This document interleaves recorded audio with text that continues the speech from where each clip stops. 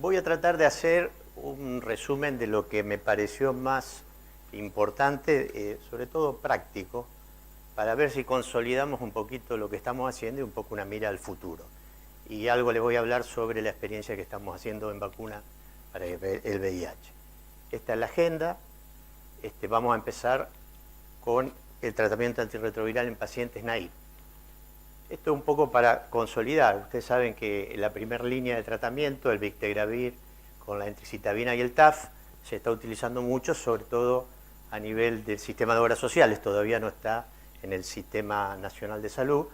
Y bueno, en este estudio es muy importante porque fíjense el tiempo ya de experiencia, 192 semanas de tratamiento, de dos estudios, el 1489 y 1490, muy parecidos los dos, y luego el seguimiento a etiqueta abierta donde ya los pacientes ya no hay comparación, y fíjense los resultados muy cercanos al 100% de eficacia antirretroviral, prácticamente sin emergencia de resistencia, y los pacientes que después se cambiaron del esquema de TAF que tenían anterior con otro antirretroviral, en este caso con dolutegravir, tuvieron mantuvieron la eficacia, perdón. Y con respecto a lo que teníamos dudas sobre seguridad y tolerancia, no hubo discontinuación por toxicidad renal con este esquema. Efectos más adversos que ya los vemos en la práctica clínica, algunos pacientes con diarrea o cefalea, pero menores. Y con respecto al aumento de peso, que era un poquito una de las dudas que teníamos con estos tratamientos, se produce hasta las 48 semanas y luego queda más o menos 1 kilogramo por año. Hay pequeñas disminuciones de la densidad mineral ósea, de columna y cadera, pero fíjense que en 4 años disminuye apenas menos de 1.4, que casi sería la disminución fisiológica. Y con respecto a las complicaciones metabólicas,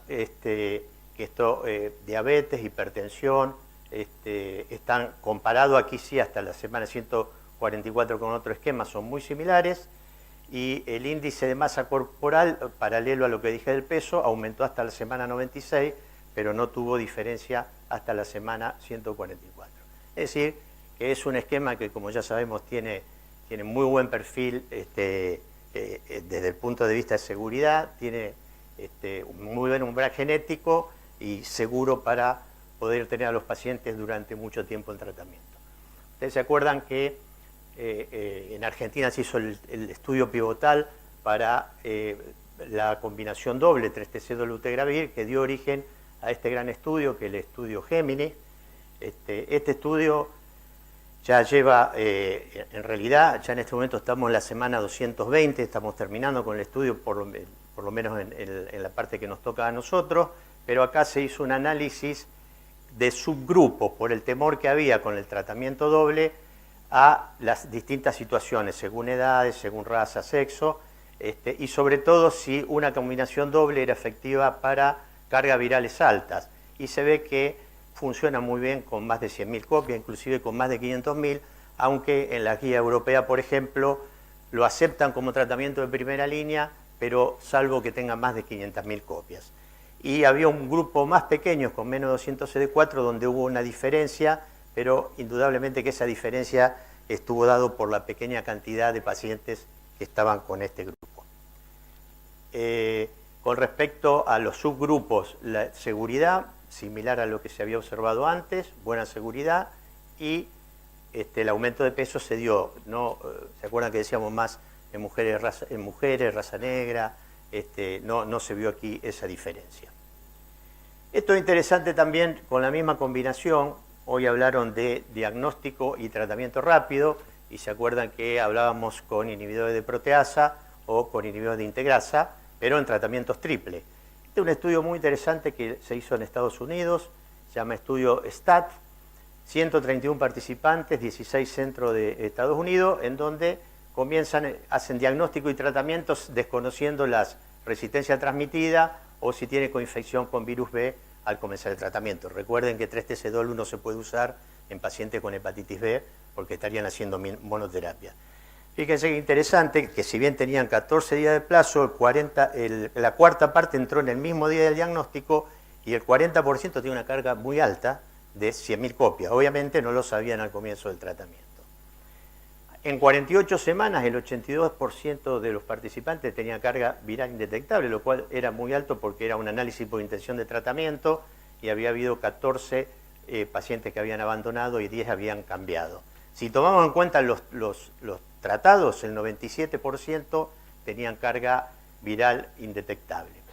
Tratamiento seguro, fue tolerado, con pocos efectos secundarios graves y no hubo 7 pacientes que después se vio que tenían hepatitis B, no tuvieron resistencia en los que se hicieron las pruebas y la mayoría se pasó a un tratamiento con TAF.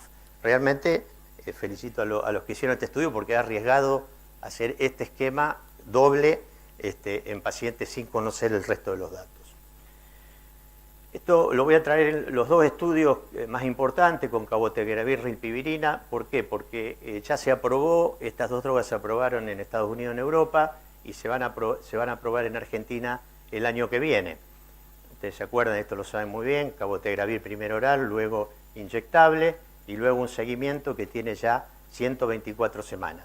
El FLEAR es un estudio en pacientes naive y mantiene los resultados virológicos hasta la semana 124, 80%, un 4,9 sin respuesta virológica y en algunos no están los datos. Es realmente, y lo hemos visto en nuestros pacientes, muy bien tolerado, con poco efecto a nivel sistémico y sí el problema que puede haber en las inyecciones, pero no es tan importante. Sobre 17.392 inyecciones, 3.732 tuvieron reacciones en el lugar de la inyección, pero fíjense que muy pocos abandonos por esta razón. Nosotros no hemos tenido, por suerte, ningún abandono. Concluyendo un poquito de comienzo de tratamiento, nos van quedando menos drogas y si nos apuramos un poco, los 3 caballitos de batalla que tenemos con los nucleócidos, la doravirina que vino para otra cosa, para un tratamiento doble que luego le voy a hablar, el darunavir potenciado, cada vez se usa más como primer tratamiento el raltegravir y el vitegravir, interacciones y menor capacidad o mayor posibilidad de resistencia, y las dos drogas que están quedando son el dolutegravir y el bictegravir. Por suerte, dentro de esquemas que son muy buenos y que auguran que los pacientes puedan estar mucho tiempo en tratamiento. Hay 2 estudios importantes, uno que también estamos realizando en Argentina, el estudio SALSA, y otro estudio que se llama TANGO, que no se realiza en Argentina. Con 48 semanas de tratamiento, es un estudio de simplificación, son pacientes que con cualquier esquema triple están con carga viral indetectable, no tienen que tener infección por hepatitis B o C, mitad de los pacientes va al tratamiento dual, mitad de los pacientes quedan en el estándar que tenían aprobado y fíjense que 94 y 93% de eficacia virológica, lo cual es muy alto, no hay mutaciones de resistencia, no hay retiros por falla virológica hasta la semana 48, lo cual lo hace muy bueno. Hay una diferencia, sí, en cuanto al peso, 2.1 kilogramos frente a 0.6 y también se ve en el índice, en el IMS, 0.7 a 0.2. Con respecto a la seguridad, comparando los dos esquemas, los cambios en la función renal en el túbulo proximal y los biomarcadores óseos favoreció a la combinación doble, no hubo diferencia en el filtrado glomerular ni en los lípidos, y con respecto a biomarcadores inflamatorios solamente hubo cambio en CD4 soluble que favorecen al dolutegravir y 3-TC. Este es el estudio que les mencioné antes, el estudio TANGO. Lo menciono porque también es un estudio de largo plazo, ya lleva 3 años, se muestran acá 3 años de tratamiento. Es similar al otro, nada más que era en pacientes que ya venían con TAF y que se los pasaba luego a la mitad a la rama dual. Como ven, muy buenos resultados, inclusive hasta, si bien se dice no inferioridad, fue superior en la rama doble. Los cambios en peso acá difieren, fueron comparables a la población general, prácticamente no se observó diferencia, y en los lípidos aquí favoreció al grupo dolutegravir 3TC. Bueno, esto es lo que dije anteriormente. Y el otro estudio que hablábamos de cabotegravir y rilpivirina de larga acción, este en el que estamos nosotros, el ATLAS-2M, ¿qué es lo que hace? Se hace a los pacientes, que venían ya de una simplificación, un grupo queda con el esquema una inyección semanal de cada droga y el otro queda con 2 inyecciones. Fíjense que la dosis distinta, 600, 900, 400, 600. Los resultados buenos de estos estudios son importantes porque en Argentina se va a aprobar el esquema de tratamiento bimensual, que creo, por otra parte, que es el más lógico, porque aplicarse 2 inyecciones cada 2 meses yo creo que va a ser un rédito para muchos pacientes y ya está confirmado un poco en estudios de vida real donde tienen altísima aceptabilidad. Pocos abandonos justamente relacionados a la aplicación. La preocupación que viene para el futuro es el TAR en paciente experimentado con múltiple falla, que ya lo estamos empezando a ver. Lo muestro simplemente, aunque todavía son estudios tempranos, con una droga que se llama lenacapavir. Fíjense que toma pacientes altísimamente fallados y tienen que tener solamente actividad a 2 drogas, a una o a ninguna. Se repite la carga viral en el momento basal. Si la carga viral descendió con respecto a la primera, quedó sin aleatorizar. Y el otro grupo pasa al lenacapavir oral más el subcutáneo. ¿Qué ventaja tiene? Que se hace cada 6 meses. Más el tratamiento optimizado, obviamente no se deja en monoterapia al paciente, versus el tratamiento por vía oral y el tratamiento optimizado.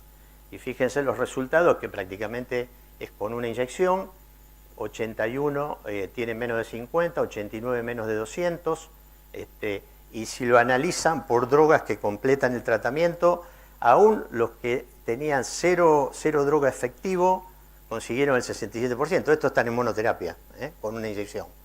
Con una el 86 y con 2 el 81. Aumentó el 81% los CD4 y los que tenían menos de CD4, el total del 22% bajaron al 0. Es decir, que podemos decir que es una droga que realmente tiene futuro enorme. Y luego también porque va a servir para hacer combinaciones con otras drogas de largo plazo. Aquí reacciones en el sitio de la inyección, el que es más frecuente es la formación de un nódulo. Hubo 4 pacientes que tuvieron resistencia emergente, pero siguieron el tratamiento y 3 recuperaron la carga viral. 2 cositas de droga y embarazo, sigue siendo una preocupación. Una vez que se instala que una droga produce que nos pasó con el efavirenz, tardó mucho tiempo en que le perdimos el miedo a la embarazada. Con el dolutegravir, si bien la OMS es partidaria de hacerlo aún durante el embarazo, tenemos duda y siempre le planteamos a la mujer que planifica el embarazo esa posibilidad.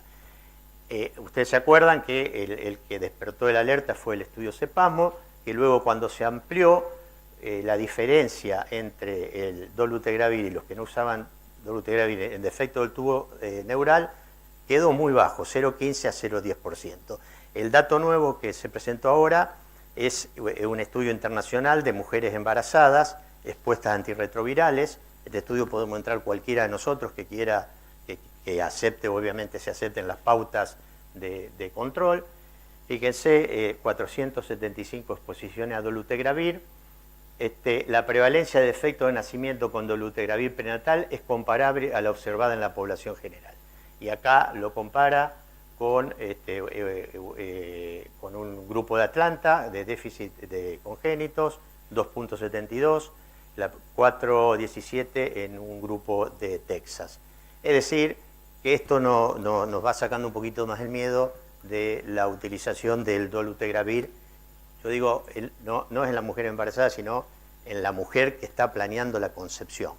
Ya es claro que uno lo puede usar a partir del tercer mes de embarazo sin problema.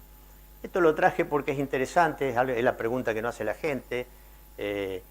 Las embarazadas, ¿le puedo amamantar a mi hijo siendo yo VIH positiva con carga viral indetectable? Bueno, siempre los suizos, ustedes saben que los suizos tienen una cohorte pequeña, pero recontra bien estudiada. Ellos 10 años antes que nosotros ya habían demostrado que indetectable era no transmisible. Y acá ya ellos hace creo que 4 años que no usan el AZT en mujeres que tienen carga viral indetectable durante el trabajo de parto. Y aquí lo que hicieron fue a 41 embarazadas, que era de la totalidad de la cohorte, un equipo interdisciplinario le ofrece la posibilidad de amamantar teniendo carga viral indetectable. 20, la mitad, decidió amamantar, pero lo interesante que las que lo decidieron dijeron que el contacto más cercano y la vinculación con el bebé era la gran razón, cosa que indudablemente lo tienen todas las madres, y todas menos una, que era la mejor opción para la salud del niño. Y esto también me llamó la atención, que solo 2 dijeron que el miedo a ser revelado como VIH positivo era un factor importante, porque los que a ustedes les pasará que nos cuentan nuestra paciente, ¿qué le digo a mi familia sobre por qué no le doy mamar al bebé? Porque hoy socialmente es mal visto. Así que bueno, esto es interesante para tenerlo en cuenta para el futuro de nuestro manejo. Hay un montón de drogas en investigación y un montón ya de anticuerpos monoclonales, ya todos en fase, la gran mayoría están en fase 2, 2A, y bueno, elegí algunos de estas drogas para mostrarle lo que se está haciendo, o por lo menos para el futuro. Nuevamente, ya le mencioné el lenacapavir, pero aquí en pacientes naïf, sin entrar en detalles, hay un criterio, esto se ve las primeras 28 semanas, se da subcutáneo cada 6 meses, asociado a TAF con FTC, oral, también, y en el futuro va a ir un oral y el otro subcutáneo, con el grupo, con un grupo que lleva la triple combinación oral y con el grupo control, que es Victegravir, TAF y entricitamina. Y fíjense los excelentes resultados, está bien, estamos en semana 28, pero prácticamente la rama control 100%, 94, 92, 94. Hubo un participante que tuvo resistencia, que se pasó a la rama Victegravir, y un perfil muy de seguridad favorable, lo mismo que habíamos mostrado en los pacientes anteriormente, los pacientes fallados, los nódulos y la induración en el sitio de inyección. Se ve que todas las drogas inyectables nos ofrecen la ventaja de eliminar el tratamiento oral, pero con alguna toxicidad en la zona de inyección. La doravirina, les decía que tenía en general poco lugar para tratamiento actualmente, aunque se puede usar como comienzo de tratamiento, pero es la unión con el islatravir lo que va a dar, yo creo que un segundo o tercero, porque hay otros tratamientos duales que se puedan usar que no están aprobados en Argentina. El estudio de las 96 semanas que dio lugar a la posibilidad de ya empezar con los fase 3, que ya lo empezamos, no mucho detalle, distintas dosis de la combinación para llegar a los 0,75 miligramos de islatravir con los 100 miligramos de doravirina, que es la dosis que se ha elegido. Es un tratamiento muy seguro, cefalea y la diarrea, la cefalea en el grupo islatravir, como estaba comparado con doravirina, 3-TC, tenofovir, diarrea. No hubo efectos adversos graves. Esta droga realmente, esta combinación me parece que va a ser muy buena. Y inhibidores de maduración, me olvidé decir que era un inhibidor de translocación de la retrotranscriptasa, un mecanismo de acción distinto. Y el inhibidor de maduración con toda esta letrita, GSK 3640254, es una prueba de concepto a diferentes dosis en monoterapia. Fíjense que esta es la rama placebo, diferentes dosis, y lo que se ve que hay una respuesta, hay una eficacia dosis-respuesta. Así que ahora se van a probar ya, la de 10 miligramos que era la menor se dejó afuera, 140, 200, para ir ya a un estudio ya de fase 2B. Finalmente, un poco le cuento, en la última reunión le había dicho que íbamos a empezar un estudio de vacuna preventiva. Ustedes saben que hay vacunas proteicas, Jorge habló de vacunas, pero vacunas terapéuticas, vacunas que utilizan vectores virales, y ahora aparecieron la tecnología del ARN mensajero. Moderna, la misma que hizo la vacuna para el COVID, comenzó con una vacuna para el VIH, ensayo de fase 1, en un grupo de 56 voluntarios sanos, VIH negativo, entre 18 y 56 años. Se va a probar seguridad y respuesta inmune en 2 candidatas. Vamos a ver los resultados de esta fase para ver si, bueno, tenemos expectativa favorable como es con este nuevo mecanismo de acción. Con respecto al estudio mosaico, ustedes recuerdan que se denominaban adenovirus 26 porque utiliza un adenovirus 26 como entrada al organismo para generar respuesta inmune a través de el mosaico 4 y la glicoproteína 140. Es decir, son un complejo mosaico de secuencia genómica que tiene el GAC, el POL y luego la envoltura. Las 2 primeras son COCAG y POL, y esta es al día 1 de vacunación, al día 3, al día 6 ya se hacen 2 inyecciones, acá con el Clay B, que es el africano, y no, perdón, el Clay B es el nuestro, y aquí con el Clay C. En el que tiene el Clay B, digamos, tiene subtipos universales, es decir, que de resultar sería una vacuna para todos los distintos subtipos de VIH. Este es un estudio fase 3, multicéntrico, aleatorizado, doble ciego, controlado con placebo, de esta vacuna que les dije para prevenir el VIH, y la población son hombres cisgéneros, individuos transgéneros que tienen sexo con hombres cisgéneros y o individuos transgéneros. ¿Quiénes participan de esta vacuna? Los Institutos Nacionales de Salud de Estados Unidos, la red de ensayo de vacunas contra el VIH, HBTN, que es una de las redes más importantes del mundo y que se encarga de toda la logística, y hay centros de investigación de América y Europa. Janssen, de Johnson Johnson, es la propietaria de la molécula. Cada centro generó un comité de educadores comunitarios y de asesoramiento de la comunidad. 3.800 voluntarios, 4 centros en Argentina, uno tenemos otro en Rosario, 3 en Buenos Aires, Brasil, Perú, México, Estados Unidos, el que más centro tiene, España, Italia y Polonia. El objetivo primario era evaluar la eficacia de la vacuna, el objetivo secundario, seguridad y reactogenicidad, y evaluar la respuesta inmune provocado por la vacuna.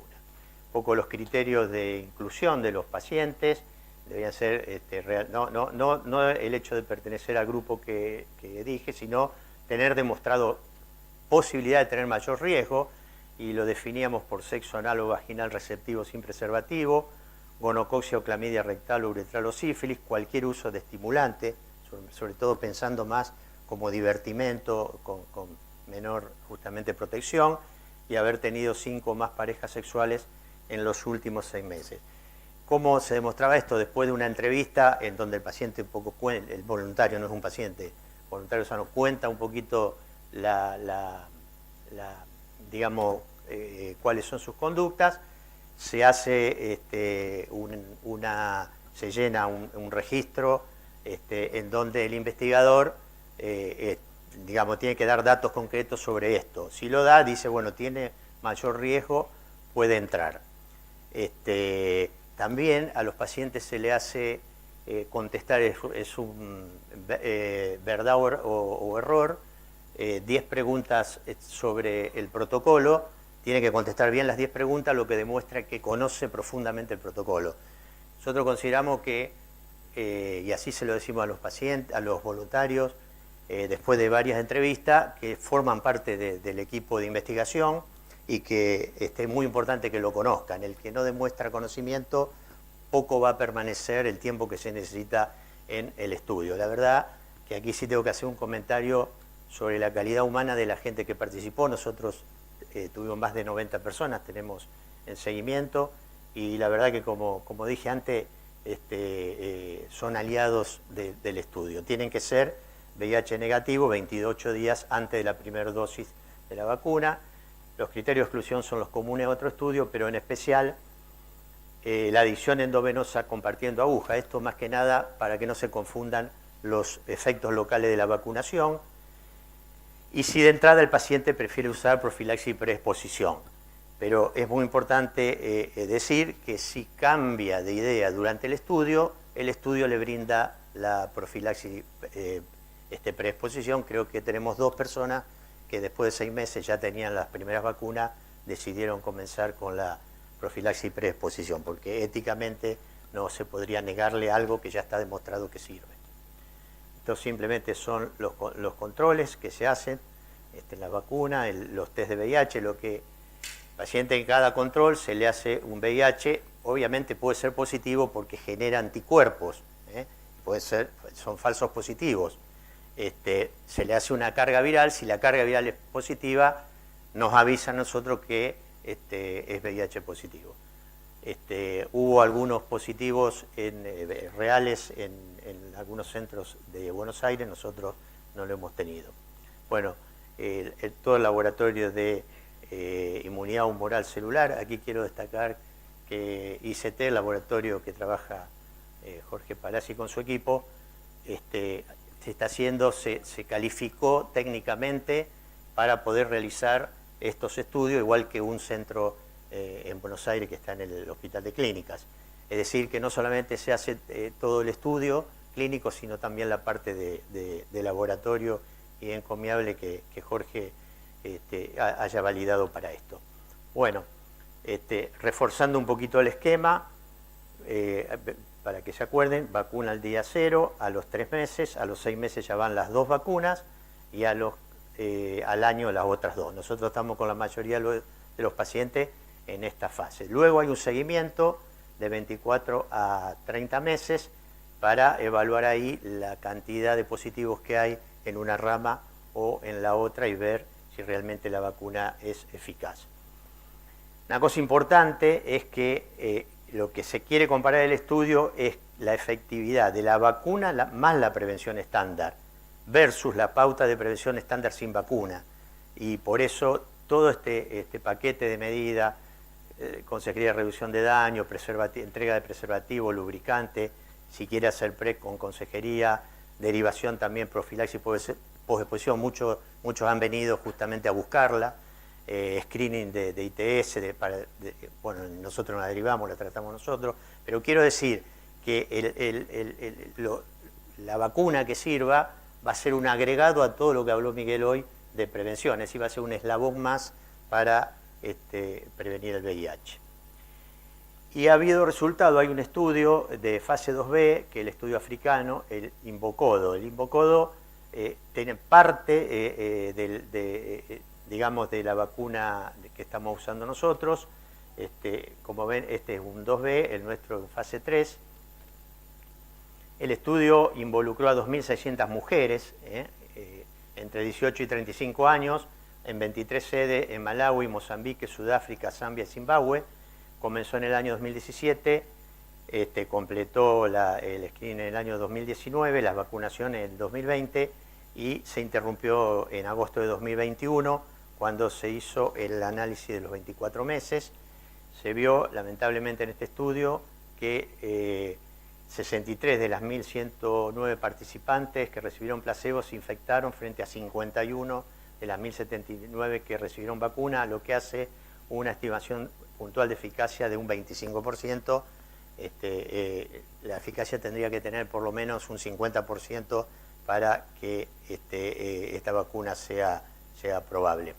Fue segura, bien tolerada, va a servir mucho para ver los resultados en cuanto a la inmunidad lograda por estas personas. Ahora, esta vacuna sigue, ¿por qué? Porque está en una región geográfica diferente, con un subtipo B.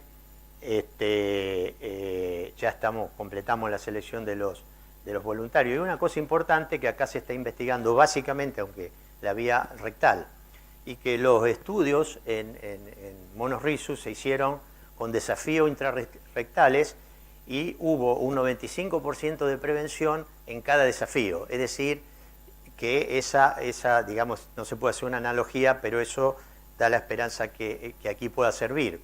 y por otra parte tiene un régimen de vacunas diferente que incluye la proteína GP140 mosaico, que tiene una capacidad de tener una respuesta inmunitaria de mayor magnitud en términos de anticuerpos ampliamente neutralizantes, que habría hablado Jorge hoy, con una mayor también respuesta celular. Así que, y bueno, hasta ahora lo bueno también que es seguro, bien tolerado, sí, siempre, como siempre, y el dolor es diferente en cada persona, en algunas dolor en el sitio de inyección. Ya se terminó la selección, se superaron los 3.940, algo así, y bueno, se extendió un poquito, decíamos, para fin del 2003, para marzo de 2024 van a estar los resultados sobre la eficacia y seguridad de Mosaico.